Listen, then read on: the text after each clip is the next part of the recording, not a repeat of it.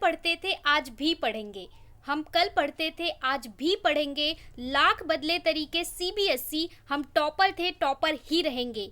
Hello students, I am Mudita and you are joining your favorite one and only Mudita IAS Warriors. So students, this is your CBSE board examination last 2 month strategy.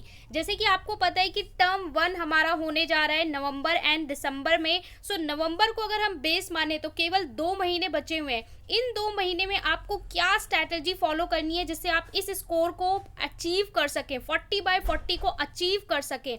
इस video को मैं 2 part में divide करने वाली हूँ। First में हम discuss करेंगे स्ट्रैटेजी, आप क्या स्ट्रैटेजी फॉलो करके इस स्कोर को अचीव कर सकते हैं, चाहे आप एक टॉपर बच्चे हैं चाहे एक एवरेज बच्चे हैं, क्योंकि पूरा पेपर होने वाला है एमसीक्यू, जहाँ पे एक एडवांटेज मिल सकता है एवरेज स्टूडेंट को, वहीं पे एक डिसएडवांटेज भी मिल सकता है एक टॉपर स्टूडेंट को। सो सभी बच्चे इस स्कोर को कैसे अचीव करें अगर आप इस स्ट्रैटेजी को फॉलो करके चलते हैं। सेकेंड थिंग, पार्ट 2 में इस वीडियो में हम डिस्कस करेंगे हाउ टू अटेम्प्ट एग्जामिनेशन। बहुत इंपॉर्टेंट होता है कि पहले आप स्ट्रैटेजी बनाएं और उसको काम करें, और दूसरा होता है कि आपको पेपर कैसे अटेम्प्ट करना है, क्योंकि पेपर अटेम्प्ट करना कोई नहीं बताता। अगर आपने पेपर अटेम्प्ट करना नहीं सीखा तो भी स्ट्रैटेजी को फॉलो करने का कोई फायदा नहीं होगा। ओके, और यहाँ पे एक चीज और कि ये वीडियो 10th 12th दोनों के लिए है, बोर्ड एग्जाम के लिए, साथ में as well as 9th and 11th के लिए भी, क्योंकि 9th और 11th का भी जो पेपर होने वाला है वो एमसीक्यू टाइप ही होने वाला है। सो यहाँ पे 9, 10, 11, 12 चारों क्लासेस के लिए होने वाला है। ये बहुत इंपॉर्टेंट वीडियो है, जरा भी मिस ना करें। So let's begin today. Success Mantra for 40/40। सो आपको एटलीस्ट 40 क्वेश्चन मिलने वाले हैं बोर्ड एग्जाम टर्म 1 में, जो हमारा होने जा रहा है नवंबर एंड दिसंबर में। और मैंने आपको वीडियो में ये भी बताया था कि आप लोग का रजिस्ट्रेशन स्टार्ट हो चुका है बोर्ड एग्जाम का। दैट मीन्स सीबीएसई पूरा तैयार है कि वो आपका टर्म 1 बहुत अच्छे से कंडक्ट कराने वाली है। यहाँ पे आपको मैंने एक फॉर्मूला दिया है जिसका नाम है RMM फॉर्मूला। आपको इस सक्सेस मंत्रा के लिए RMM फॉर्मूले को यूज करना होगा। ओके, सो ये RMM फॉर्मूला है क्या आखिर? सो सबसे पहले आपको करना क्या है, RMM फॉर्मूले का मतलब है रीड, MCQ और देन मॉक टेस्ट। ओके, इसको ध्यान से समझना है, रीड, MCQ, मॉक टेस्ट। आपका जो भी सिलेबस है इस टाइम पे अब आपको क्या करना है, सब्जेक्टिव छोड़ के पूरा ऑब्जेक्टिव तरीके से घिर जाना है, अपने आप को पूरा ऑब्जेक्टिव कवर कर लेना है। जहां से भी आप देखें सब तरीके से आपको, आपकी प्रिपरेशन भी ऑब्जेक्टिव तरीके से होनी चाहिए, तैयारी भी, हर चीज को आपको ऑब्जेक्टिव में घेरना है। सबसे पहले क्या करना है, आपको चैप्टर को रीड करना है। रीड कहाँ से करेंगे, एनसीईआरटी से करेंगे। ओके, नंबर 1 पे आपका है रीड, तो रीड आपको करना है, जो भी चैप्टर आपको रीड करना है वो आप करने वाले हैं एनसीईआरटी से, क्योंकि NCERT is the best source. So NCERT से आपको चैप्टर को पढ़ना है। Then go to MCQ. अब एमसीक्यू के लिए बच्चों ने क्वेश्चन पूछा था कि एमसीक्यू हम कहाँ से करेंगे, क्योंकि एनसीईआरटी तो आपके लिए इनफ नहीं है। सो एमसीक्यू के लिए आप मल्टीपल सोर्स लेंगे। मल्टीपल सोर्स में सबसे पहले तो आपके पास एक रेफरेंस बुक होनी चाहिए। रेफरेंस बुक, अभी मार्केट में बहुत सारी बुक्स लॉन्च हो चुकी हैं, तो अगर आपने अभी तक बुक नहीं लिया है सो आप बहुत पीछे रह जाओगे, क्योंकि पब्लिक स्कूल और प्राइवेट स्कूल की अगर हम स्टडी देखें तो प्राइवेट स्कूल के बच्चों को अप्रैल से पढ़ाई स्टार्ट करा दी गई है, बट गवर्नमेंट स्कूल में अभी पढ़ाई स्टार्ट की गई है लास्ट 1 मंथ से। तो अगर इस क्राइटेरिया को देखें तो बच्चों का सिलेबस ही कंप्लीट नहीं हो पाएगा। सो अगर आप एमसीक्यू का ये वेट कर रहे हो कि पूरा सिलेबस करने के बाद एमसीक्यू करोगे तो आप बहुत पीछे रह जाओगे। आपको बुक खरीदनी है और बुक से रिवर्स पढ़ना स्टार्ट करना है। पहले एमसीक्यू पढ़ो, उसके बाद फिर चैप्टर में जो टॉपिक रह गया है उसको जाके पढ़ो।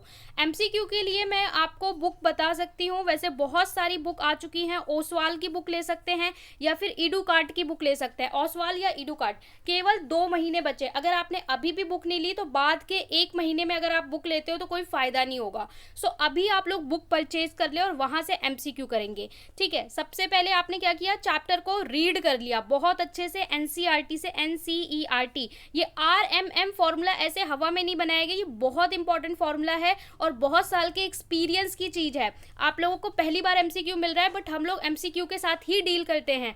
सो सबसे पहले एनसीईआरटी से आपने चैप्टर पढ़ लिया, इसके बाद एमसीक्यू के आपको जितने भी बुक में, रेफरेंस बुक में जितने भी क्वेश्चन मिलते हैं वो लगाएंगे। मल्टीपल चैनल से आपको जितने भी क्वेश्चन मिलते हैं, एक चैनल से नहीं बहुत सारे चैनल से आपको जितने क्वेश्चन मिलते हैं वो करेंगे। Then come to the mock test. Mock test क्या होता है कि आपको जो अनसॉल्व्ड क्वेश्चन मिलते हैं, बुक में ही आपको अनसॉल्व्ड क्वेश्चन मिल जाएंगे रेफरेंस बुक में, उन क्वेश्चंस को लेना है और उन क्वेश्चन को आपको OMR शीट पे सॉल्व करना है। क्योंकि आप चैनल पे वीडियोस देखोगे कहीं पे भी तो वहाँ पे आप लोग टिक करने की आदत रखते हो, लेकिन जब एग्जाम में जाएंगे तो आपका पेपर होने वाला है 90 मिनट का। 90 मिनट में 40 क्वेश्चन सॉल्व करने, ऑन एन एवरेज 2 मिनट में एक क्वेश्चन सॉल्व करना है। और सॉल्व करने के साथ 1 मिनट में आप क्वेश्चन रीड करेंगे, 1 मिनट में, क्योंकि अभी आप बच्चे हैं इतनी स्पीड नहीं होगी, साथ में आपको सर्कल भी डार्क करने होंगे। सो अगर आप टिक करने की आदत करेंगे तो पेपर में आपका जो टाइम है कम पड़ जाएगा, केवल 90 मिनट मिलने वाले हैं और आप सर्कल को सही से डार्क नहीं कर पाएंगे। और OMR शीट में अगर आपने गलती से थोड़ा भी उल्टा सीधा डार्क किया तो उसके मार्क्स कट जाएंगे, आपने सही ऑप्शन किया है उसके बाद भी मार्क्स कट जाएंगे। तो आपको अभी से OMR शीट पे प्रैक्टिस करनी होगी। सो यहाँ पे है कि लास्ट 2 मंथ अब आपको सब्जेक्टिव छोड़ के ऑब्जेक्टिव तरीके से ही पढ़ना होगा। तो सबसे पहले चैप्टर को पढ़ें। अगर सिलेबस आपका थोड़ा बहुत रहता है तो एटलीस्ट आपने 50% सिलेबस कवर कर लिया तो उस 50% को MCQ से प्रिपेयर करें। इसका इंतजार मत करें कि आप पूरा सिलेबस खत्म करके MCQ की बुक लेंगे तो बहुत पीछे रह जाएंगे। और अगर आपने बुक नहीं ली है तो इमीडिएटली बुक जरूर ले लें, चाहे आप प्राइवेट स्कूल के स्टूडेंट हो। गवर्नमेंट रेफरेंस बुक तो चाहिए ही चाहिए MCQ की, और वो आगे भी आने वाली है अगर आप किसी भी कॉम्पिटिटिव एग्जाम के लिए जाते हैं। ठीक है, तो ये हमारा मंत्रा है, सक्सेस मंत्रा। Read, okay, read, MCQ, then आपको मॉक करना है। जब आप रीड करोगे तो आपको लगेगा चैप्टर समझ में आ गया, जब आप MCQ पढ़ोगे तो आपको चैप्टर और अच्छे से समझ में आएगा।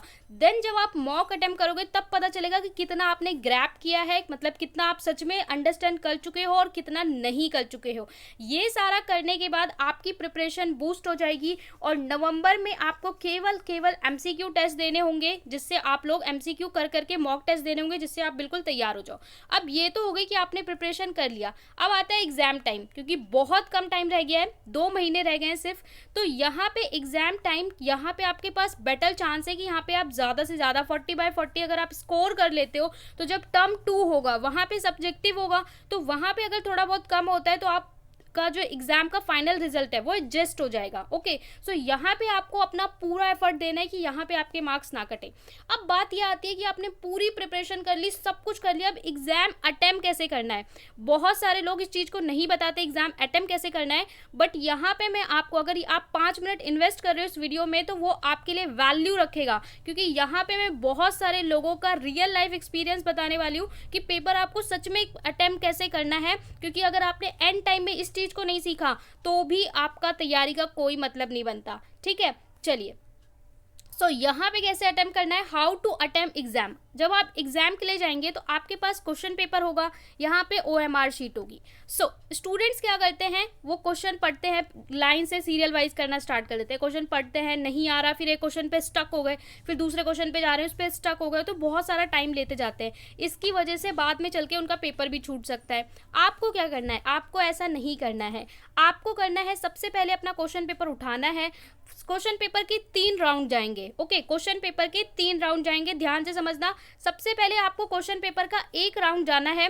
पहले राउंड में आपको क्या करना है, जो क्वेश्चन देखते ही इमीडिएटली आपको तुरंत उसका आंसर आ जाए, 20 सेकंड, विद इन 20 सेकंड आपको उसका आंसर पता चल जाए। देखते ही आपको कुछ भी सोचना नहीं है, लॉजिक नहीं लगाना, आपको ऑप्शन की जरूरत भी नहीं है। उन क्वेश्चन को फटाफट से मार्क करके OMR शीट पे आपको फिल करना है, और साथ साथ OMR पे भी फिल करना है। ये नहीं कि उसे बाद में भरने के लिए छोड़ दे, वरना वो छूट जाएगा।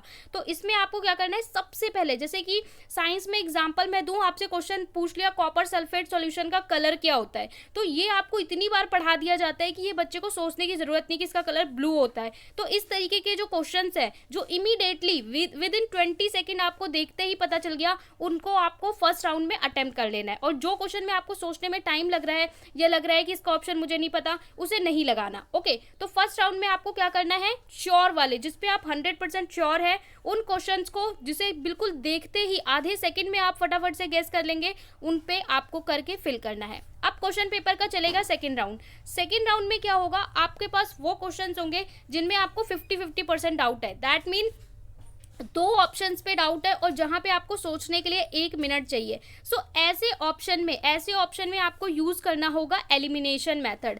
आप बड़े बड़े टॉपर से, बहुत सारे जो कॉम्पिटिटिव एग्जाम टॉप करते हैं, वो सारे स्टूडेंट्स भी बोलते हैं, ठीक है, कि जब भी आपको ऑप्शन ना आए, जब भी 2 ऑप्शन में आपको 1 2 3 4 2 ऑप्शन में डाउट हो, तो हमेशा सही आंसर चुनने से पहले गलत आंसर को चूज करना चाहिए। जैसे कि आपके पास क्वेश्चन है और आपको पूछा है कि इसका आंसर क्या होगा, तो आपको पहले ये फाइंड करना चाहिए कि अच्छा ये तो इसका ऑप्शन बिल्कुल नहीं होगा, क्योंकि एक ऑप्शन उसमें ऐसा दिया होता है जो बिल्कुल ही अजीब सा ही होता है, जो उससे बिल्कुल रिलेट नहीं करता।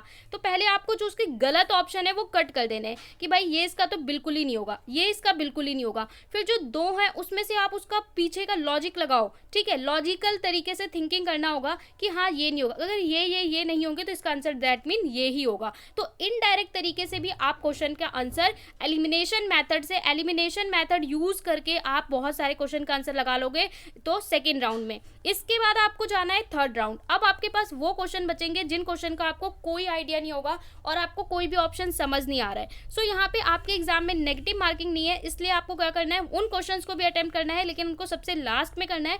अब वहाँ पे भी आप लोग थोड़ा बहुत एलिमिनेशन लगाने की कोशिश करेंगे, जिससे आप कुछ कुछ क्वेश्चन को सही कर पाएं और बाकी क्वेश्चन को जो आपको लास्ट में लगते हैं कि इसमें इनसिक्योरिटी है तब उनको अटेम्प्ट करेंगे। फॉर एग्जाम्पल अगर मैं बताऊं आपको, बहुत सारे question assertion and reason type question आते हैं। यहाँ पे एक वर्ड के चेंज से पूरा आंसर बदल जाता है। अगर एक वर्ड का इधर उधर हेरा फेरी कर दी तो पूरा आंसर बदल जाता है। ओके, सो असर्शन और रीजन में भी आप लोग फाइंड कर सकते हो। कैसे फाइंड कर सकते हो, यहाँ पे दो स्टेटमेंट दे देता है कि एक असर्शन है एक रीजन है, और आपको कोड दे देता है ABCD, जिसमें ए में बोलता है कि दोनों स्टेटमेंट ट्रू है, बी में बोलता है दोनों सही है पर सही एक्सप्लेनेशन नहीं है, सी में बोलता है एक ट्रू एक गलत, और डी में भी बोलता है एक सही है और एक गलत है। सो असर्शन और रीजन में अगर आपने फाइंड कर लिया कि एक स्टेटमेंट तो गलत है, ठीक है, इतना पता चल गया कि एक स्टेटमेंट डेफिनेटली गलत है, और आपको एक स्टेटमेंट ये पता चल गया कि हाँ इसके बारे में आपको डाउट है कि सही है या गलत है पता नहीं, लेकिन एक स्टेटमेंट डेफिनेटली 100% गलत है। अब एलिमिनेशन लगा के आप इसका आंसर कैसे निकालोगे, आपको पता चल गया कि रीजन तो भाई गलत है, हर हालत में गलत है।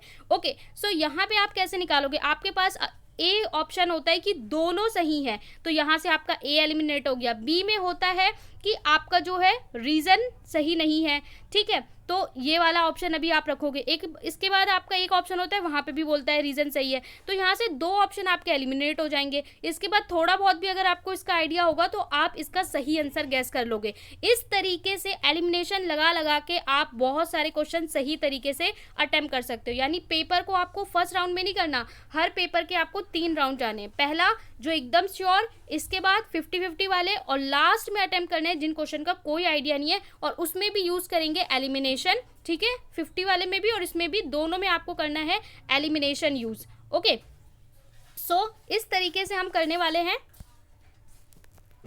तरीके से पूरा पेपर अगर आप अटेम्प्ट करते हैं, स्ट्रैटेजी को फॉलो करते हैं, लास्ट 2 मंथ में इस तरीके से आप फॉलो करते हैं, तो आप बिल्कुल 40/40 अटेम्प्ट कर लेंगे। चाहे आप एक एवरेज स्टूडेंट हो, चाहे आप ब्रिलियंट हो, क्लास में टॉपर हो, इस तरीके से अगर आप एक भी स्टेप मिस करते हो कि आपने मॉक टेस्ट अटेम्प्ट नहीं किया या MCQ नहीं लगाए, तो एग्जाम में आपके साथ दिक्कत हो सकती है, वो डेफिनेटली है। और या फिर आप टिक करने की प्रैक्टिस कर रहे हो, जब आप पहली बार OMR शीट फिल करोगे तो बहुत सारे क्वेश्चन गलत हो सकते हैं, ये भी सबके साथ होता है। तो अभी से आप इन एरर्स को रिमूव करिए और अच्छे से प्रैक्टिस करिए।